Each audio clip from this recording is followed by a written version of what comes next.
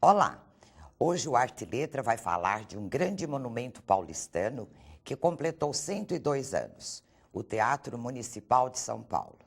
Mais do que a história do edifício, vamos descobrir histórias de personagens reais que de alguma forma estão ligadas ao municipal. Até já!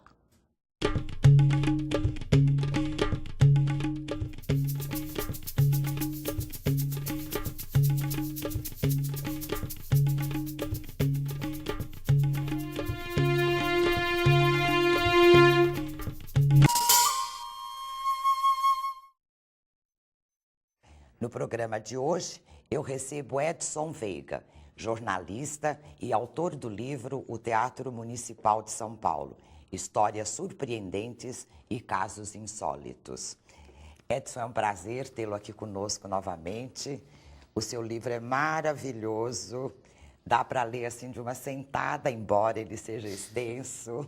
Professor, o prazer é meu de estar aqui mais uma vez, estou virando freguês aqui do seu espaço. Isso é muito bom. Fale para nós, Edson, como é que surgiu a ideia de escrever sobre o Teatro Municipal? Olha, esse livro foi escrito por mim em parceria com o Vitor Hugo Brandalize, né? Meu colega, trabalhou comigo no Estadão por alguns anos, atualmente ele trabalha em uma revista masculina, e surgiu de uma sacada, digamos assim, porque nós sempre cobrimos temas de curiosidades de São Paulo, histórias de São Paulo, patrimônio paulistano.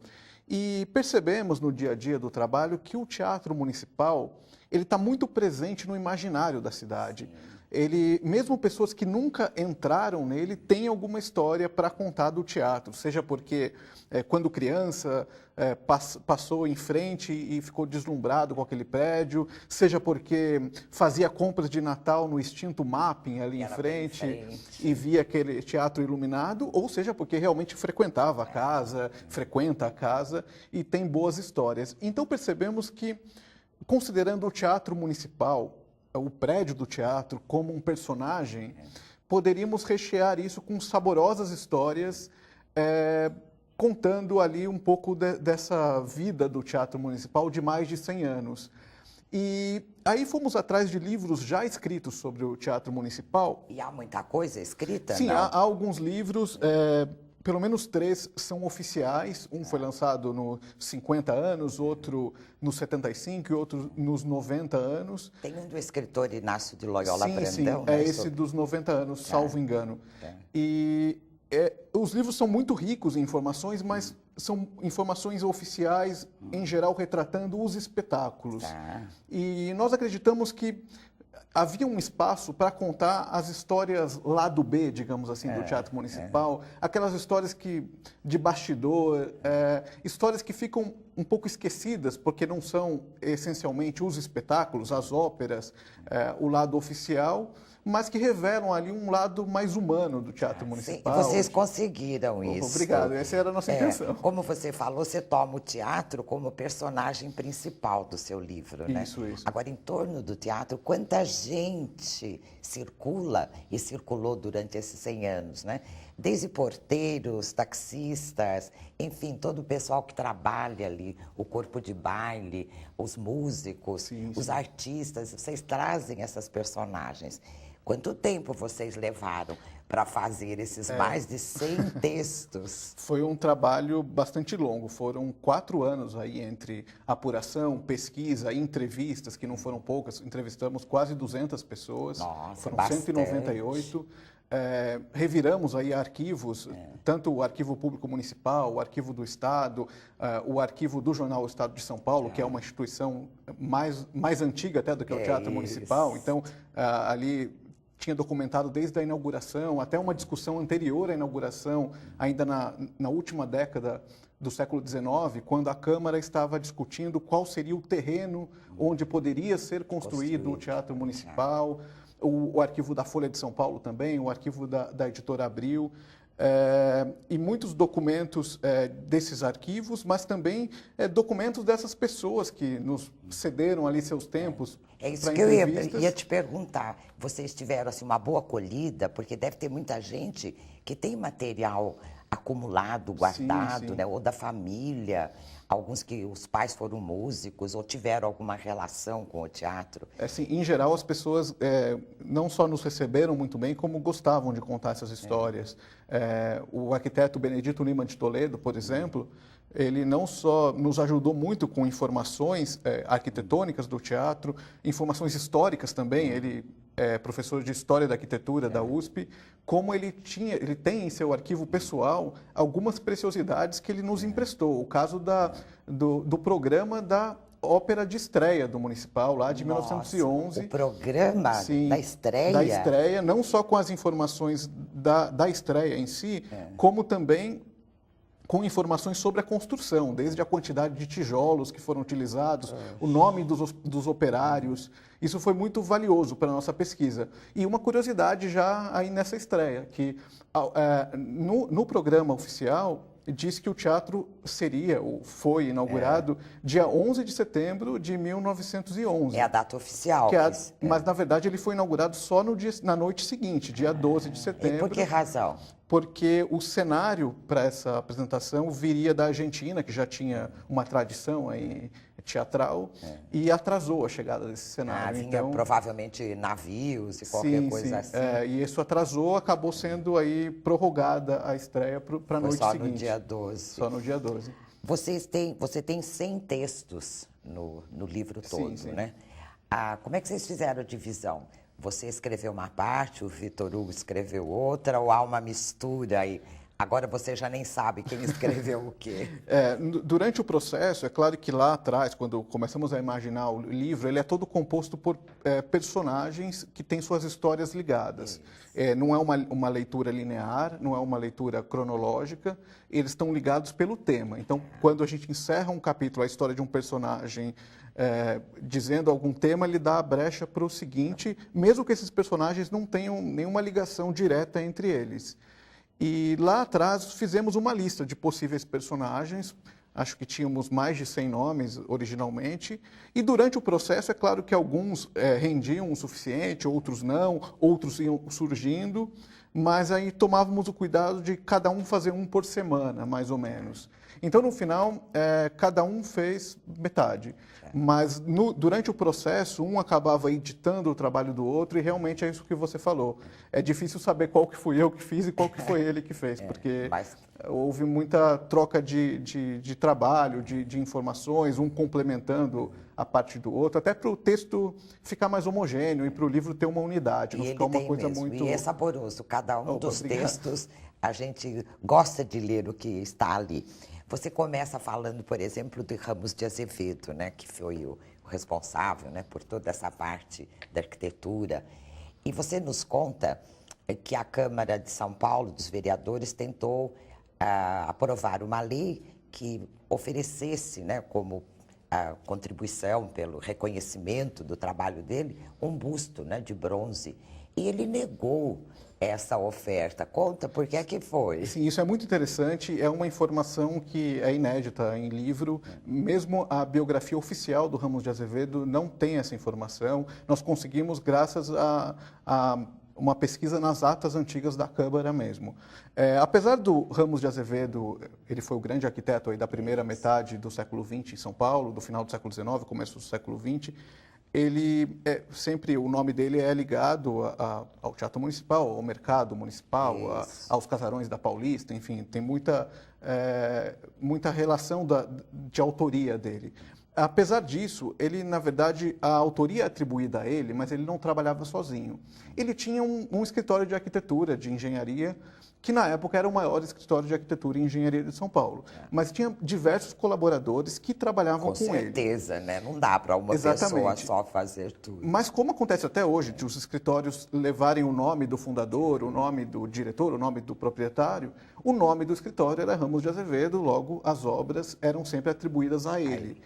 Mas, no caso do Teatro Municipal, sabe-se que o projeto em si foi desenvolvido por dois colaboradores dele, o Cláudio Rossi e Domiciano Rossi, que apesar do sobrenome ser o mesmo, não eram parentes. Que interessante, não tinha um parentesco nenhum. Não tinha um parentesco nenhum, era uma coincidência.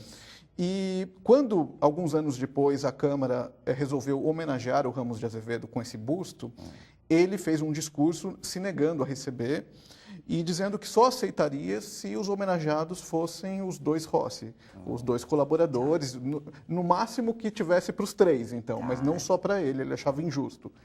Mostra um pouco da personalidade dele, Bastante, reconhecendo a equipe. reconhecendo. E no final das contas, esse busto nunca saiu do papel e não tem busto para ninguém.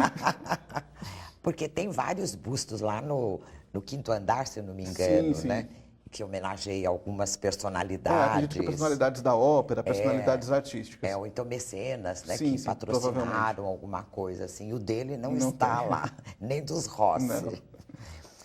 Eu achei até estranho, por falta de conhecimento, quando eu li, diz que houve bailes de carnaval, bailes de gala no municipal. O que fizeram? Tiraram as poltronas? Os bailes aconteciam naqueles halls de entrada, né? Existem vários halls, tanto no piso inferior quanto no piso superior, e que esses espaços poderiam ser transformados e foram transformados em salões de baile.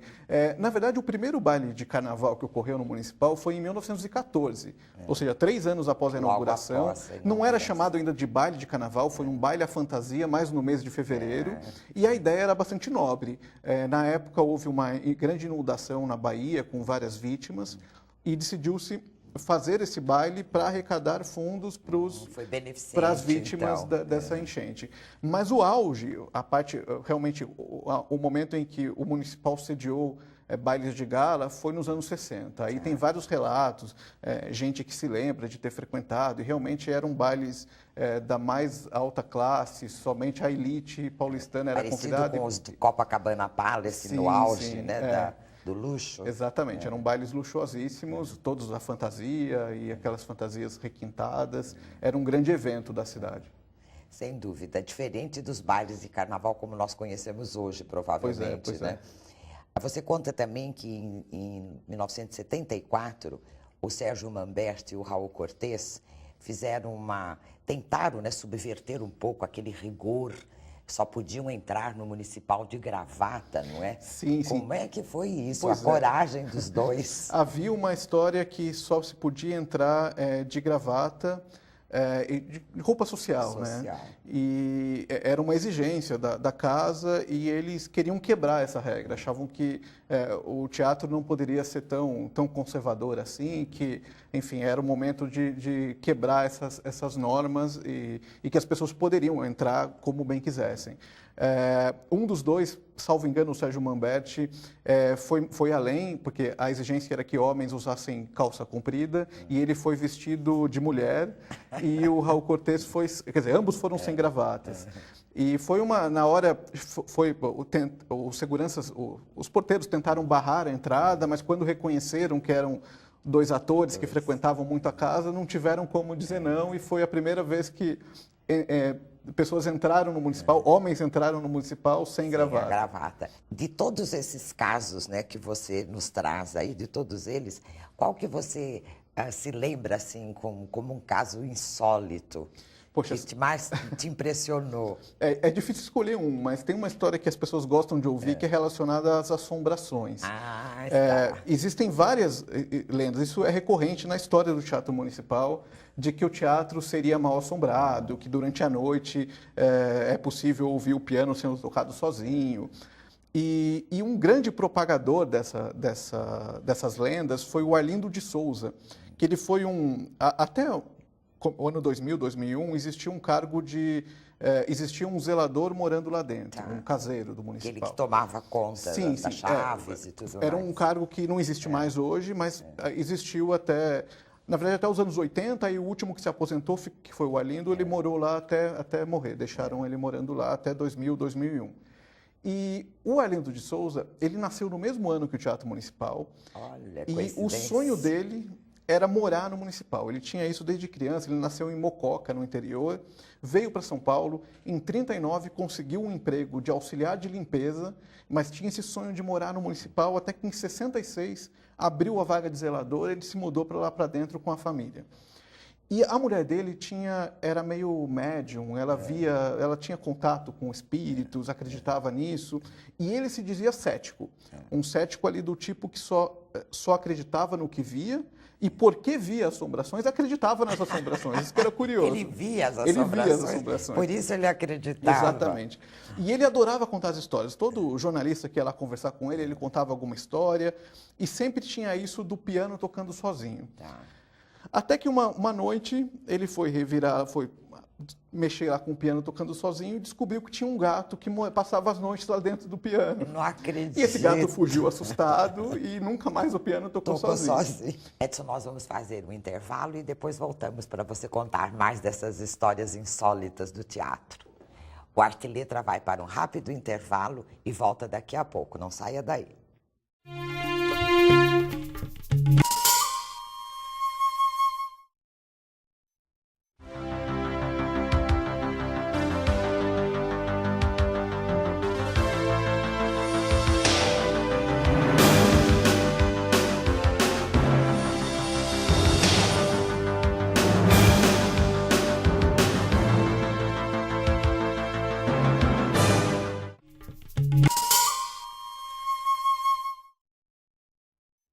Estamos de volta com Arte e Letra e hoje eu recebo o jornalista Edson Veiga, autor de O Teatro Municipal de São Paulo, Histórias Surpreendentes e Casos Insólitos. Edson, como nós estávamos conversando a respeito, o teatro já foi até objeto de um enredo de escola de samba. Como é que foi isso? Pois é, isso foi no ano de 2011, quando justamente o teatro completava 100 anos. Foi o enredo da Unidos do Peruche, mas não deu muito certo não, porque a escola acabou ficando na última colocação e foi rebaixada do grupo especial da escola de samba. Mas homenagearam pelo menos Homenagearam, até conversando com o autor do samba enredo, eu pude entender um pouco como é o processo. Um ano antes eles já começam a pensar no tema e tem um concurso para eleger o melhor enredo, é todo um trâmite aí um ano antes já. Certo. E da Semana de Arte Moderna, você traz algumas informações aí. Conta um pouquinho para nós como é que foi isso. A Semana de Arte Moderna foi, sem dúvida, o episódio mais importante que já aconteceu no Teatro Municipal, que mais teve reflexos na arte brasileira.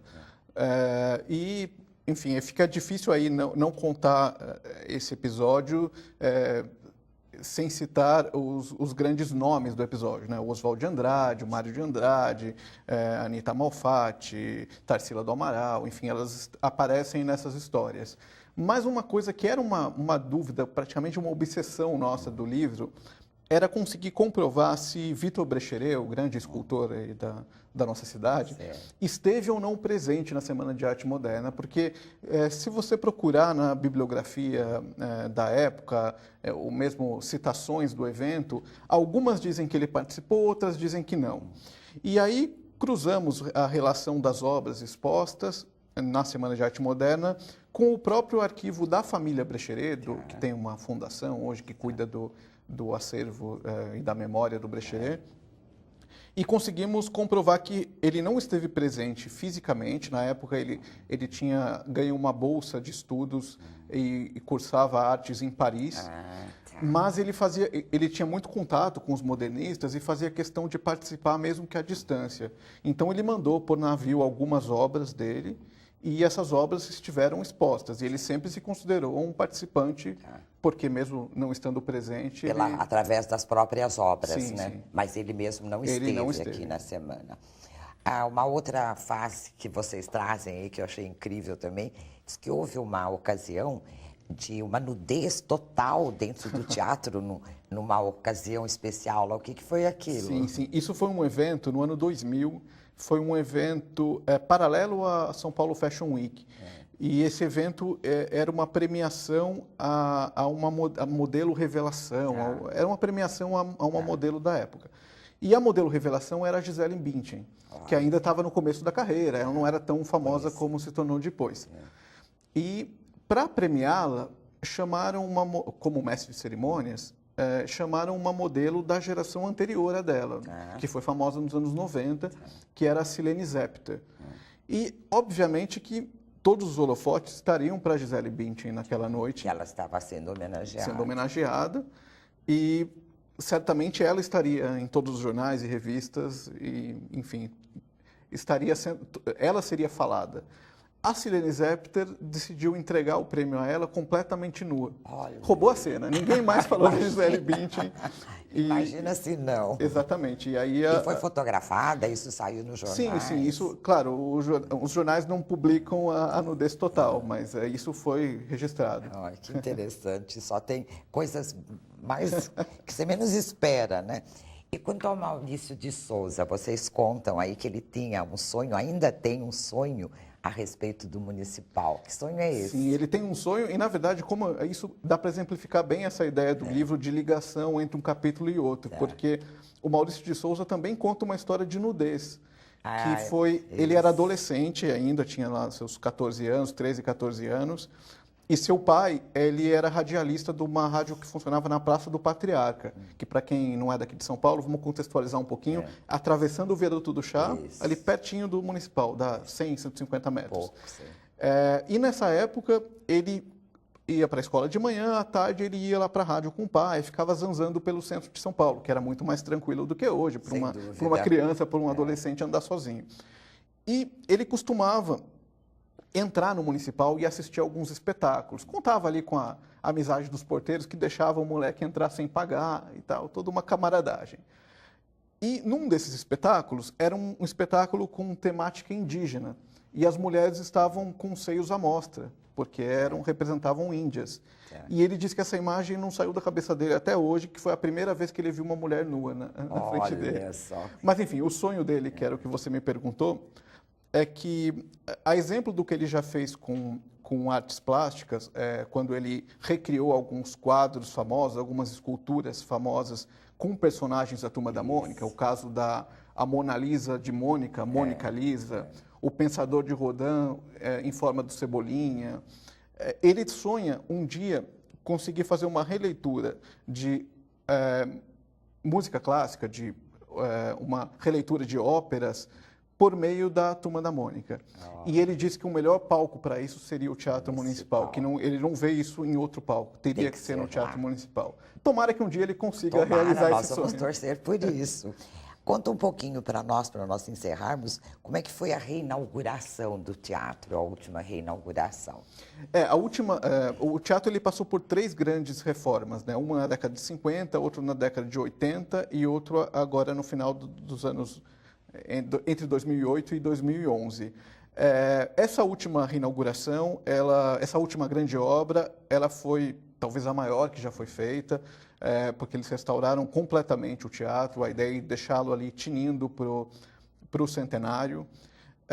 E tem algumas curiosidades disso. Por exemplo, o restauro dos vitrais, que são lindíssimos, da família Sorgenit, que foi uma família alemã que veio para São Paulo no fim do século XIX, foi restaurado pela mesma empresa até hoje. Existe ainda esses herdeiros da empresa, que na verdade eram antigos funcionários que acabaram ficando com a empresa, e eles cuidaram do restauro.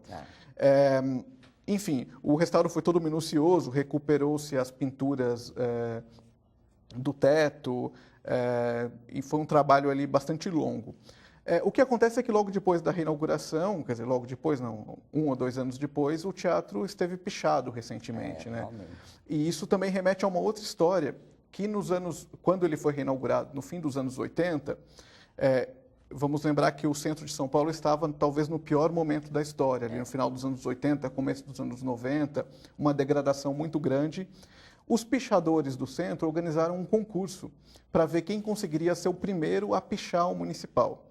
E ganhou um fulano, um senhor, não sei como é que eu vou qualificá-lo aqui, que usava o nome artístico, digamos assim, de Bessão. Ele ganhou, ele trabalhava como office boy do mapping e com isso ele ficou tentando entender a logística dos seguranças, até que encontrou uma brecha para como ele iria pichar. Em janeiro de 91, ele pichou o municipal, acabou sendo detido depois, mas ele foi o ganhador desse nada honroso concurso. Que foi o primeiro a pichar. Fala um pouquinho sobre o famoso trem da ópera que vinha do interior, eu fiquei encantada com isso. Isso era muito bacana. Também ali nas primeiras décadas do Teatro Municipal, que havia um trem de Campinas a São Paulo, que descia na Estação da Luz, e que era conhecido como trem da ópera, porque ele trazia as pessoas do interior para assistirem aos espetáculos e o horário da volta era de acordo com o final do espetáculo. Ele não tinha um horário certo para sair. Dependia de acabar o espetáculo, dava um tempo para todo mundo chegar até a estação e aí retornava para Campinas. Era como se fosse um trem fretado ali para a ópera. Trem fretado é coisa muito boa. Né? Para nós encerrarmos, qual é a sua visão do municipal? O que você sentiu assim de mais importante do municipal, nesse trabalho todo que vocês fizeram, para a cultura de São Paulo? Como é que você vê esse nosso teatro? O teatro ele passou ao longo da história por várias fases. Em alguns momentos ele foi muito erudito, em outros momentos ele foi muito popular, em alguns momentos ele só tinha espetáculos muito caros e quase inacessíveis para a população. Em outros momentos ele abriu com uma programação gratuita, programação mais próxima do poder de compra mesmo da população. Mas, sem dúvida, ele sediou ali grandes momentos da cultura, não só de São Paulo, cultura brasileira, o caso da Semana de Arte Moderna, alguns movimentos contra a ditadura nos anos 70. Ele foi palco e plateia desses movimentos. E por isso que a gente tentou retratar o teatro como personagem, dando essa cara humana para ele e não só preocupado ali exatamente com o oficial, com a programação, mas também com as vidas que passaram pelo municipal e que devem continuar passando. Muito obrigada, sucesso sempre com o seu livro e com os próximos trabalhos. Obrigado pela oportunidade. No programa de hoje, eu conversei com o jornalista Edson Veiga, autor do livro O Teatro Municipal de São Paulo, Histórias Surpreendentes e Casos Insólitos. O Arte e Letra fica por aqui. Muito obrigada pela companhia e até o próximo programa.